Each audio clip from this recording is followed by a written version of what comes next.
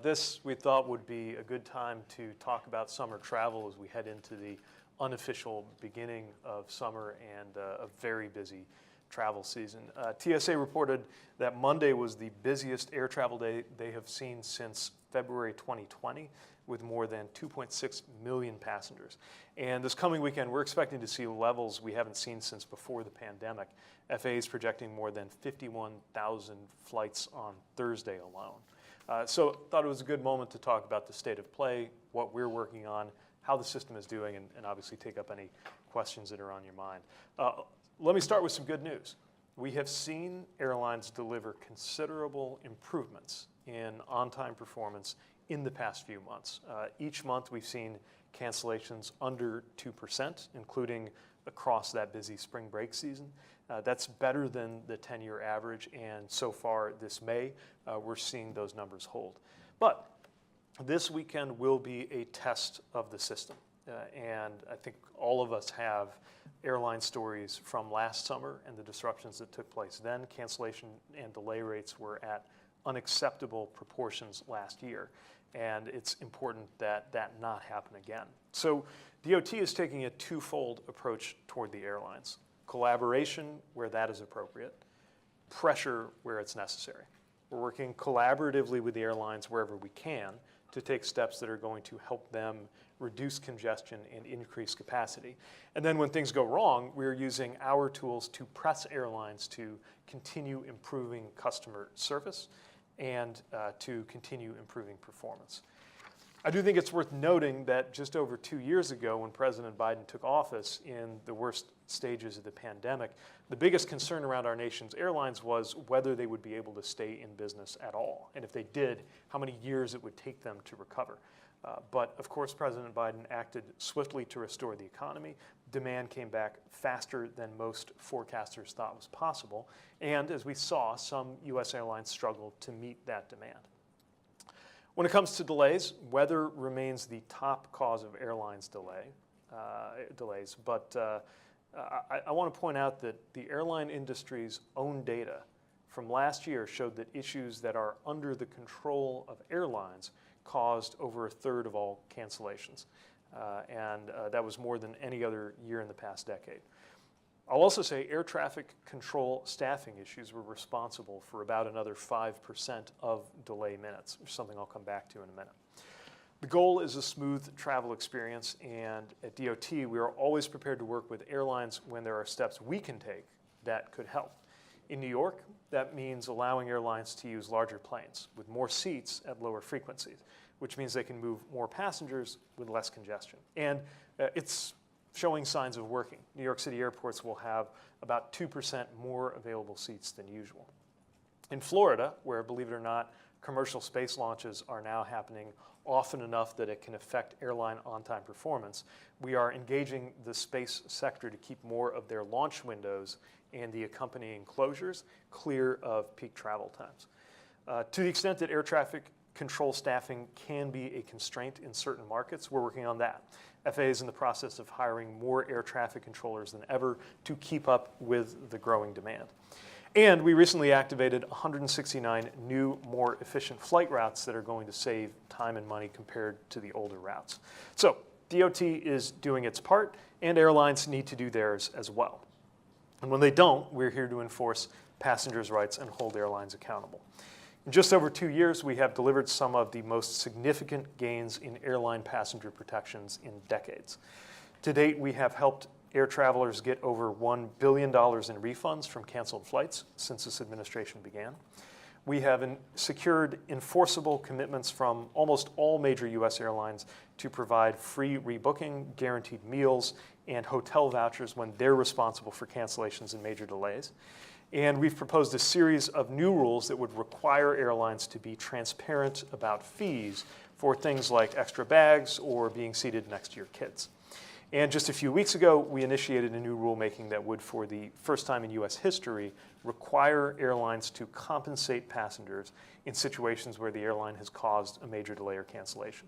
Because too often, when your flight does get canceled or delayed, you wind up paying the cost in terms of ground transportation, food, lodging, and of course, in terms of your time. Anyone who's planning to travel this summer, I recommend checking out the services and commitments that different airlines have offered through our website, flightrights.gov. You can see which airlines already commit to compensation in cash, miles, or vouchers, which ones don't. And if you run into a problem, like an airline denying you a refund or failing to keep its promises, that website illustrates how to file a complaint with us. And just to give an illustration of how that process can work, a passenger named Hannah Imoru did this when her flight was canceled last year.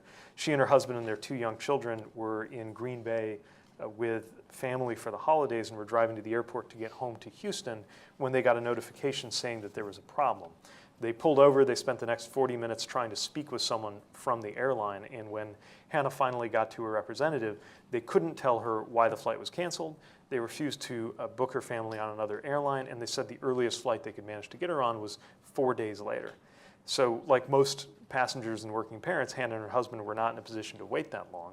So they rented a car, they began to drive home, they spent $1,100 on the rental, gas, and hotels along the way, but she also saved her receipts. She filed a complaint with DOT, and eventually that led to the airline refunding the cost of her family's canceled flights and issuing travel certificates and reimbursing the family for many of their expenses. This is a country that ushered in the aviation age. We ought to have the best aviation system in the world, and we are here at work to make sure that passengers have that support. So with that, happy to take up any questions that folks have. Are you confident that what you're doing is enough to avoid the recent airline meltdowns that we've seen? Well, airlines are responsible for delivering a high standard of service. I have seen, again, a lot of improvement in terms of the numbers so far this year, and I'm confident that the customer service commitments that we have secured from the airlines are going to make a difference. But part of why I'm drawing attention to the work that we're doing is that we know that passengers continue to face issues, and I want passengers to know that when they do, we have their back. In March, the FAA said that air traffic control staffing would be out about 81% nationally and 54% in New York this summer. Are you meeting those targets, and when can we expect air traffic control staffing to be back to 100%? So we have come forward with a measure of optimal staffing that actually shows a wider gap than what we'd seen in the past, because we think it's important to be upfront and transparent about that. The optimal numbers that I'd like us to be at are about 3,000 north of where we are. Now we're hiring 1,500 this year. If the president's budget proposals are accepted, that's another 1,800 in the year to come. So it is going to be a journey, especially when you factor in attrition, to get to the levels that we want to see. And COVID blew a hole in our training pipeline, which we are still working to recover from, although we've made great progress. So I think it'll be a while before we're at the levels that we would like to see, especially in some of those more challenging areas like N90 and the New York market. The Jacksonville area has been a concern too, but we've made headway. It's headed in the right direction. We're really looking for the budget resources to keep it heading in the right direction, and it's one of the things that we're watching closely in terms of the budget negotiations happening right now. Thank you. Thank you, Secretary. Many U.S. airlines are reporting record revenue for recent quarters, but they're also partly or mostly being offset by rising costs. Aircraft fuel is the biggest cost increase for many of these airlines, but labor and other fees are contributing to expenses. Have you at the department received complaints from airlines that some of the federal steps are contributing to increased costs, like expectations for them to do so and so? Do you think that those are significant costs? If they say, oh, this will increase our cost, do you think it's enough that it would matter? I think this is the counter argument you get anytime you try to introduce a higher standard or put forward regulation for how an industry treats its customers. I also think that these airlines can be perfectly profitable while treating passengers better.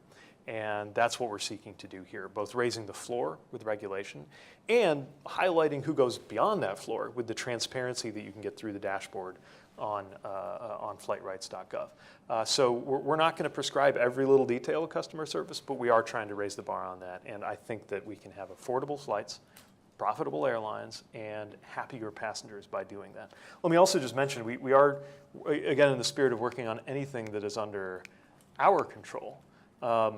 I know this is a bit of an eye chart here, but basically, as we move from more of the blue routes to the green routes, which is more direct routing that involves fewer hops from one radio beacon to the next and more paths that use GPS, it means a more direct path.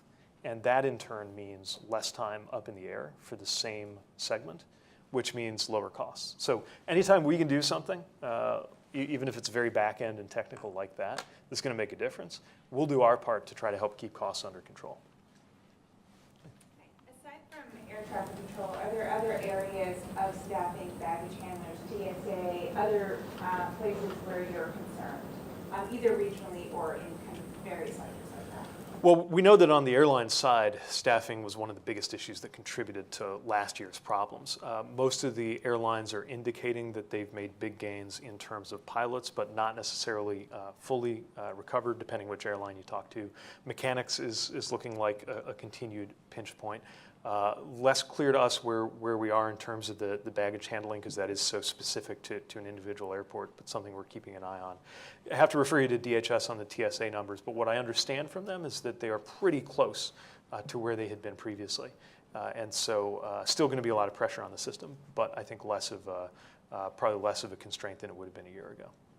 How concerned are you that air traffic control staffing will lead to more delays in places like Jacksonville Center? We saw issues in Denver twice over the last couple of days.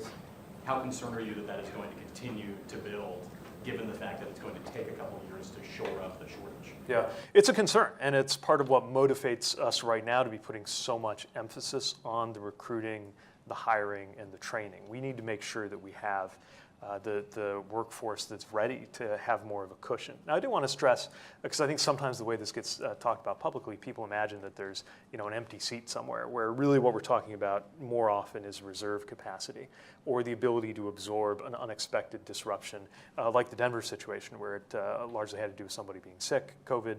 We need more layers that allow us to absorb that, but it's certainly a concern. Just a quick follow-up. Yeah. Because I spoke to NTSB Chair Jennifer Hominy today, and there was this whistleblower complaint about controllers feeling overworked at Jack Center, and she says it's a safety issue, especially as we see these rolling incursion issues happen since the start of this year. So what do you say to that? I mean, it seems like maybe the short-term fix is not as good as the long-term fix.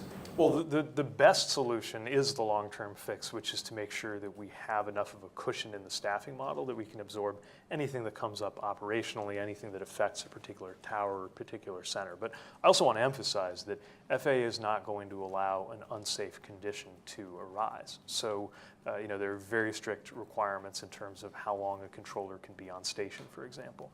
We are not talking about weakening any of those standards in order to accommodate any of the issues that are coming up. Safety has to be a bottom line, and that's where, at the end of the day, we don't want to see any operational impacts, delays, cancellations, or any of that, but would rather see that than any kind of safety problem arising. Is there any potential fallout for summer air travel if there's a default?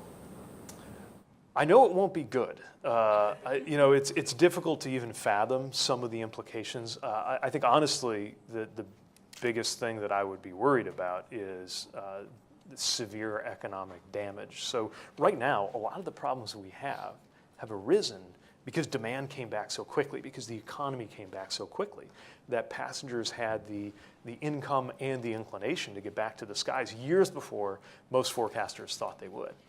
A default puts us in the opposite scenario. Maybe the problem wouldn't be a system that's bursting at the seams, but I do expect it in the same way that, I wouldn't even say expect, because default's not an option, we can't let it happen. But one of the many reasons that we can't let it happen is that you would be seeing the kinds of economic harms that we just lived through, only worse and less temporary. Would there be an impact on FAA staffing, anything at DOT? So in the short term, the operations continue. I think in the long term, the macroeconomic effects could have any number of second-order consequences for our ability to do our work. As a follow-up. I just want to make sure I get to everybody once before we get to follow-ups. Oh, thanks. On the FAA issue, I think in March the FAA said that staffing was a factor in 42,000 flight delays last summer, and you were going to reassign some airspace from Newark to Philadelphia to address the staffing issue. Is that still going to happen, their reassignment? And if you get those 3,000 controllers, do you think you have enough buffer to prevent the kind of sort of staffing-related issues we've seen in terms of flights? So to the first piece, we're continuing to work on solutions for N90 to make sure that we do right by the workforce there and meet operational needs. And I think we'll get to a good place. In terms of the operational benefit, the more cushion we have, the less likely it is that a staffing issue will contribute to any cancellation or delay. You can still never say never, because again, some of this is what happens if you have an inordinately large number of people somehow become ill or unable to work at a particular station, and how do you capture that? I think a lot of folks might not understand how specific to a location your qualifications are. But I also I want to come back, I think we have some numbers on this somewhere. This is really important to emphasize. We are always going to own any issue that is under our control. But these data from recent months would suggest that 8% or less of the cancellations have had to do with staffing. So if you, basically the way I'd explain it is, this is God, this is the airlines, this is us, right? And by the way, within that NAS number, only some of that in turn is staffing. So that's not to minimize, anything that's under our control we're gonna work and we're gonna own. But I wanna make sure that the attention is proportionate to the share of the problem that is. And similarly, when we ran the numbers in terms of delay minutes, as I mentioned earlier, I think in terms of delay minutes, we're talking something in the neighborhood of 5%. But yes, those locations you mentioned are among the areas where we see that pinch. Just on some reference to the NTSB, they're having a forum on runway incursions. You've spoken out about this. A few months into the issue since January, where do you think we are? Do you feel more confident, given where the numbers are going, that this is being addressed? I want to say this cautiously. We are seeing early and preliminary indications that the level of severe runway incursions is coming closer to the norm. But I think during that cluster of incursions that we saw early this year, we decided to look at this a new way, where in the same way that if there were to be an incident or a crash, we would act immediately to learn everything we can about how to make sure it can't happen again. We treat close calls in more the same way. I think that's helping. The emphasis so far, as I understand in the forum, has been around getting back to basics, around situational awareness. This is also what's driving a lot of the investments that we're making. Obviously a longer term solution, but sometimes the best technology is concrete, and that's why some of what you're seeing are the construction of these end-around taxiways that just mean one less potential conflict point where a plane lines up. And we just had about $100 million headed out to 12 facilities around the country that are going to help. I do have some numbers on this, I think, too. Let's see if I can find them. One asterisk on this is sometimes there is a lag in an incursion being categorized as Category A, Category B, so there might be some recent ones that are in the headlines that have not yet been evaluated by the FAA. But generally what you're seeing here is the trend in terms of the overall rate of runway incursions has been steady, but the ones that are most concerning, Category A, Category B, are up in 2023. And until we see that moving nearer to zero, we're going to continue to be concerned, and we're going to continue to apply extra effort to dealing with that.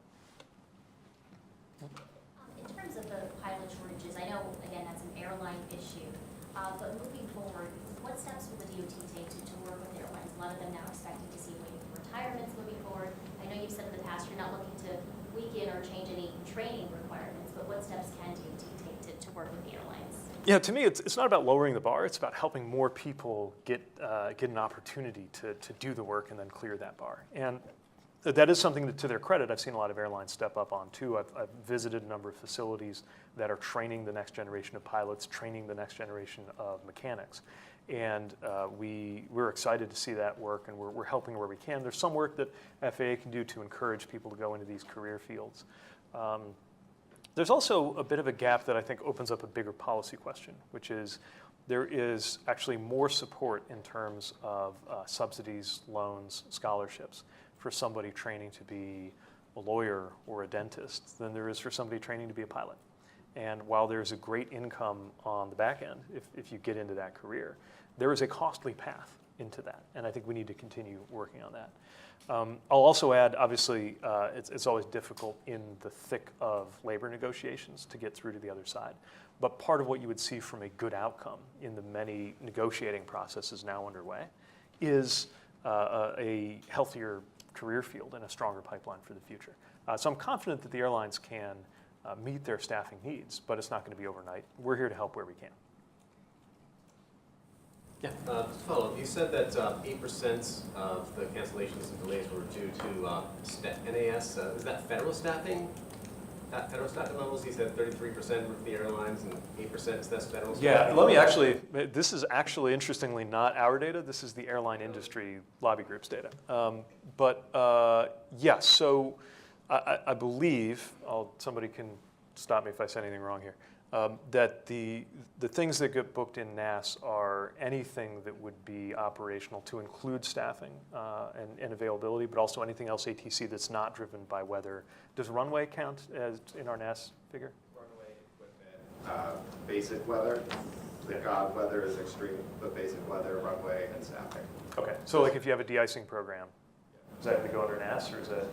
That's got to go to NAS. That'll go under NAS as well. That's federal and airline staffing for under that 8%? No, if it's airline staffing, then you're going to see it in the air carrier segment there. And to clarify about the default, that definitely will not happen. FAA is, most of the FAA workers are essential services, and so God forbid, they'll still be working if there's a closure of some kind? There's not a standard I mean, Treasury is working through what to do in what order, right? We've seen it happen, I hate to mention, we've seen shutdowns happen. Right, but remember, this is not a shutdown, right? What? So on one hand, well, I'll just say, it's a very different scenario than a shutdown. In fact, technically, it doesn't entail a shutdown, but it entails disruptions. Excellent context. Yeah. In terms of enforcement, is there anything to report out on the Southwest investigation? Yeah, it's underway. Obviously, a big process. Let me just remind you that there's two pieces to it. There's the realistic scheduling issue, and then there's the customer service issue. Results from one may come sooner than another. I'll say that much. Can I follow up on that? Yesterday, you fined LATAM Airlines $1 million. I think that's one of the roughly 10 carriers you've been investigating. Can you give us an update on sort of how many carriers are still under investigation for delayed refunds? Yeah, there's still quite a few. So yeah, the LATAM is the latest finding, and that was initiated some months ago. And we were able to leverage, I think, over $60 million in refunds. And I always want to emphasize, the point of the fine is not the fine. The point of the fine is to propel money back into passengers' pockets. We're up about 60, right? And I think it would be accurate to say about half a dozen investigations are still pending along those lines. And on another investigation on the NOTAM outage from January, where are you in terms of feeling confident that you have the safeguards in place to ensure that that couldn't happen again? And more broadly, what's needed on the technology front, do you think? So I'm confident that in terms of both the processes and practices that led to that issue, and in terms of the database setup, that particular sequence of events could not happen again. But we need to accelerate NOTAM modernization. One more example of something that's in the president's budget that I hope will not be viewed as unimportant by House Republicans just because it's non-defense discretionary spending. Can I ask one about unruly passengers? Because it seems like there are headlines again of them coming back in a way. Maybe the rate is not up as much as it was in 2021, but it seems to still be an issue. What is your message to passengers now that the mask mandates have gone away, but there are still these problems? Well, the simple message is don't.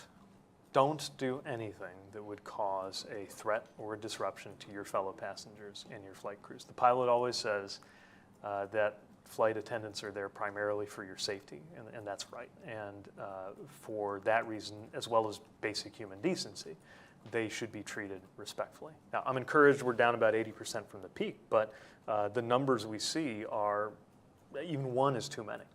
And so we're seeing results from the zero tolerance posture that FAA has taken up, and a number of even criminal referrals where appropriate or major fines.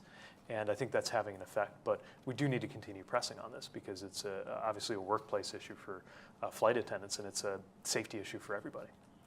And to piggyback off of that, let me ask, what is the message just in general for passengers going out? And this is a lot of people traveling all at once, and we saw 2.66 million people the other day, 10 million people over the weekend. What do you hope they think and feel as they go into an airport and get onto a commercial airliner, having not been on one in a while? Yeah. First of all, I hope that passengers, the vast majority of whom will get to where they're going on time and as expected, also know that if they run into an issue, that this department has their back. I want passengers to know just how much work goes into keeping them safe, and to remember that that's why we have this level of safety we don't take for granted, where the form of transportation that involves being propelled through the air miles above the surface of the ground is also the safest way to get around. Tragically, statistically, probably within the amount of time that we've been in this room, we've lost at least one American on our roadways, something we're working aggressively to deal with. But I wish that roads or railroading or any other form of transportation had the safety record that aviation does. We're working hard to keep it that way. I want passengers to know their rights. That's why we're always reminding them about flightrights.gov. Before you book, check to see how airlines treat their passengers and what they've committed to. And then after you commit to an airline, check to see what you're entitled to so that you can chase that up. But the bottom line, we want everybody to have great travels this coming weekend and this summer. We're doing everything we can to press airlines to deliver that good service. And if there is an issue, we have your back. One more on the roads. You mentioned, NHTSA earlier this month asked ARC to recall 67 million airbags that could be defective. The company has refused to do so. Can you give us an update about what the agency's next step is, and what should consumers do who are driving these 30 million plus vehicles that have these airbags? So we'll get you more in terms of the timeline. There's a procedural timeline that was initiated when NHTSA sent its letter, and then ARC has their period to respond. I'll note that GM initiated a voluntary recall, and I think the next step that you would see is through the OEMs, and so it'll really come down to the specific model, specific car that you have.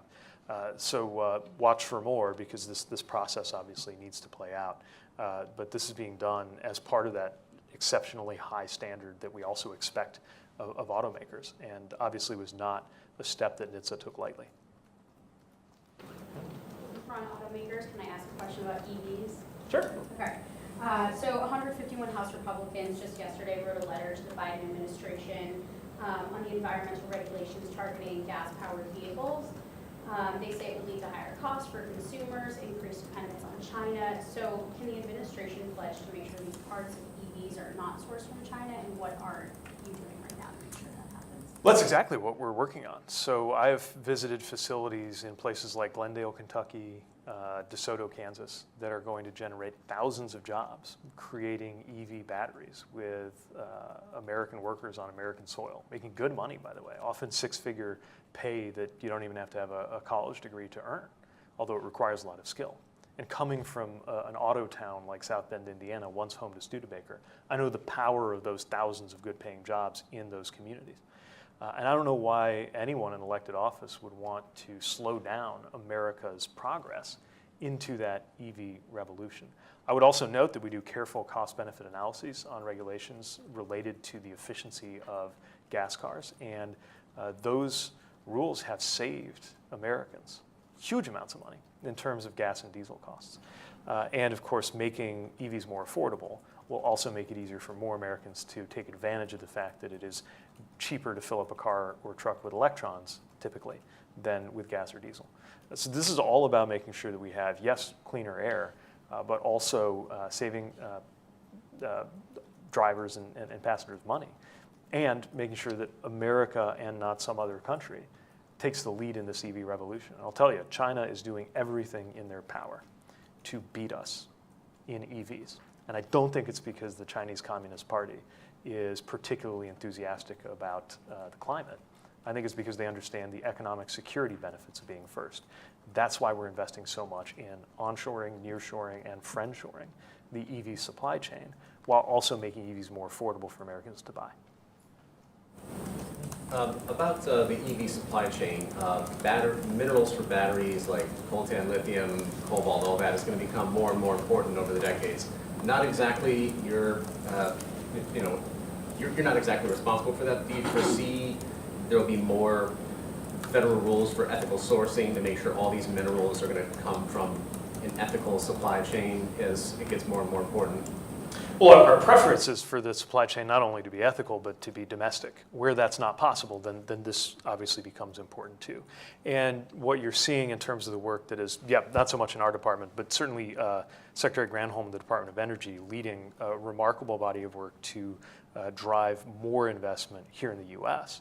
And I would mention that it's not just in sourcing the raw materials, but also refining them, that we often have gaps. Where there are countries that act contrary to our interests or our values, notably China, that have a bigger share of that. That doesn't have to be so, and that's part of why these investments are making a big difference. So, of course, it's something we pay a lot of attention to, because we don't want our electric future to be as fraught when it comes to how it's fueled as our petroleum past has been, and what that has meant in terms of, for example, our exposure to the politics of the Middle East.